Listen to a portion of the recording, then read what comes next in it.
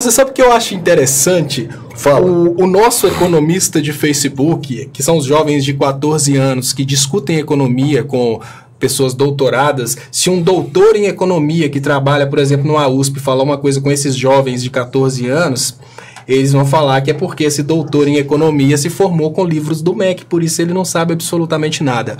Hoje, no canal Leonardo Stolper, eu coloquei um rapaz que deve ter 14 anos me ensinando economia. Um vídeo que deve ter uns 17 minutos. Eu recomendo vocês que ainda não curtiram o canal Leonardo Stolper no YouTube, vamos lá curtir o canal e assistam esse vídeo. É o Dudu. O Dudu dá aula de economia para o Leonardo Stolper. E é sempre aquela historinha repetida de que o problema de todas as coisas que aconteceram no mundo foi o crédito fácil. Enfim, os problemas de todas as coisas que aconteceram no Brasil são exatamente as soluções que o Brasil tinha antes dessa crise de agora. Essa política monetária estagnada nossa com essa realidade do petróleo, ela é um problema duplo, porque hoje a gente tem não só essa questão do petróleo que foi doado estar subindo, porque o petróleo não valia nada, tá? Claro. Os Estados Unidos acharam o óleo de xisto, o petróleo não vale nada. Sabe o que o Bolsonaro falou, Léo?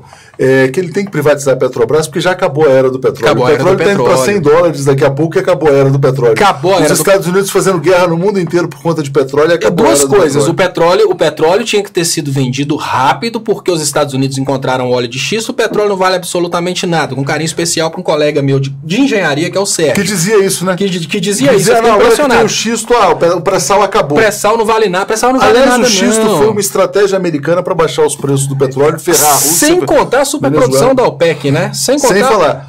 Esse golpe contra Dilma talvez tenha sido tramado pelos Estados Unidos em conjunto com a Arábia Saudita. Em conjunto com a OPEC, com certeza, porque no momento em que a Venezuela e o Brasil precisaram sofrer uma desestabilização econômica, a gente teve uma superprodução de petróleo para baixar o valor do petróleo no mundo inteiro. E não sou eu que falo isso está no meu... O Obama, inclusive, fez o acordo com o Irã, rebaixou as sanções contra o Irã voltou a exportar petróleo, aumentou a oferta, os preços caíram, e agora o Trump está botando o Irã para fora da oferta de petróleo, que vai aumentar os preços.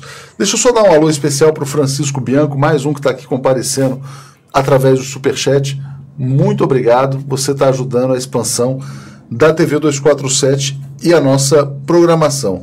Ô Léo, mas é muito interessante essa questão do fim da era do petróleo, porque o Bolsonaro falou exatamente isso, que pode dar, vender, entregar a Petrobras, porque não tem mais importância. O Bolsonaro fez 3 colocações geopolítico-econômicas que às vezes, eu sonho com isso e fico rindo sonhando, que uma delas é que o Brasil precisa doar a Amazônia porque a gente não tem condição de explorar. Nós, brasileiros, somos pessoas ignorantes, bárbaras, assim, somos bárbaros, incapazes de explorar a nossa tecnologia biológica, nossa biodiversidade amazônica. Então a gente tem que doar para os Estados Unidos por causa disso. A outra colocação geopolítica dele maravilhosa é essa colocação aí de que o petróleo ele só gera corrupção no Brasil, por isso ele precisa ser doado e a era do petróleo acabou.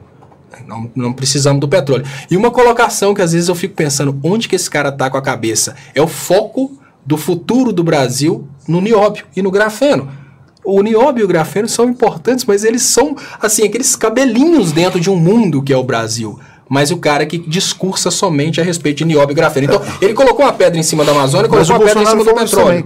Ele também falou o seguinte, que pode entregar a Petrobras, que o petróleo acabou, mas ele está preocupado com minerais assim desse tipo nióbio, essas coisas, que não pode deixar que tenha o controle chinês sobre eles, que são minerais muito escassos. Precisamos admitir que são minerais escassos e caros, mas eles são insignificantes perto do todo que é a economia brasileira. Mas aí você vê como que o Bolsonaro está mandando mensagens de submissão para o mercado.